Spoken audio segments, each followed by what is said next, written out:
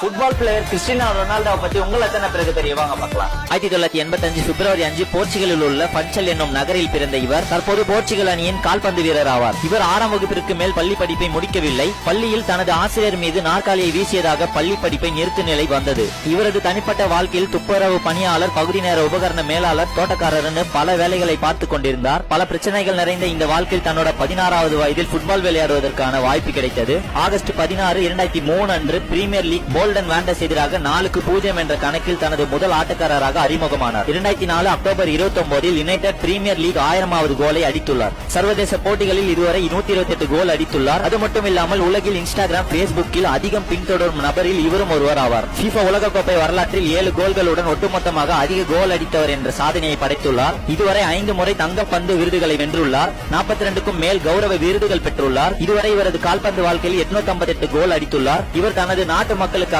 பல உதவிகள் செய்து வருகிறார். உங்கள் எத்தனை பேருக்கு கிறிஸ்டியானோ ரொனால்டோவை பிடிக்கும்? கமெண்ட் பாக்ஸ்ல கமெண்ட் பண்ணிட்டு இந்த மாதிரி இன்ஃபர்மேஷனுக்கு நம்ம பேஜை ஃபாலோ பண்ணிக்கோங்க.